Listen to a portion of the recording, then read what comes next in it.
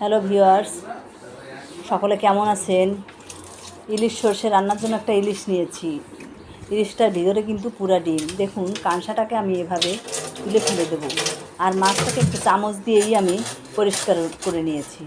এখন বটিতে পুরা মাছটা আমি ভালো করে সাইজ করে কেটে নিয়েছি। মাত্র 5 পিস হয়েছে, কিন্তু একটু বড় বড় কেটেছি তাই।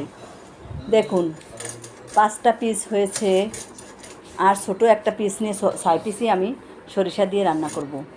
এভাবে আস্তে আস্তে করে ডিম ভিতরে রেখেই মাছটা আমি কেটে নিলাম। এখন সামান্য হলুদ আর লবণ মেখে মাছটাকে আমি ফ্রাই প্যানে দিয়ে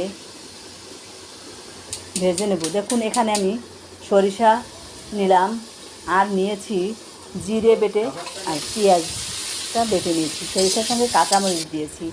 কাঁচামরিচ আর সরিষা আমি একসঙ্গে করে একটু বেটে নিয়েছি। এদিকে ফ্রাই প্যানটায় তেল দিয়ে দিয়েছিলাম। মাছগুলো এভাবে হালকা করে কিন্তু উল্টিয়ে একটু ভেজে নেব। এভাবে মাছটাকে আমি ভেজে নিয়েছি। দেখুন, মাছটা কিন্তু আমার ভাজা হয়ে গিয়েছে। এখন দিয়ে দিলাম পেঁয়াজ বাটা। এত টেস্ট হয় এভাবে রান্না করলে। আর দিছি সামান্য শুকনো মরিচ কালারের জন্য। এখন দিলাম জিরে। পেঁয়াজের যখন একটু ঘ্রাণটা আসবে তখন আমি কিন্তু জিরেটা দেবো, না হয় ভালো লাগবে না।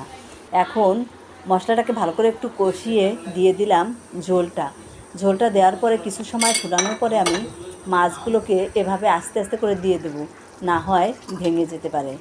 দেখুন, মাছটা দিয়ে আমি আস্তে আস্তে কিছু সময় ফুটিয়ে নেওয়ার পরে সরিষা বাটা, কাঁচামরিচ দিয়ে সরিষা বাটা দিয়ে দিলাম। সরিষার রস দেওয়া লাগবে না। সরিষা বাটা দিলেই আমার ইলিশটা কিন্তু একটু তিতো লাগবে না, কারণ আমি দিয়েছি পেঁয়াজ আর জিরেটা কষিয়ে। ওর যে ফ্লেভারটা আসবে তার জন্য তিতার কোনো গন্ধই আসবে না, এখানে কোনো তিতাই লাগবে না। আপনারা এভাবে একবার খেয়ে দেখতে পারেন।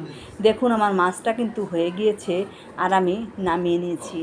যেমন সুন্দর কালারটা হয়েছে তেমন খেতেও সুস্বাদু হয়েছে।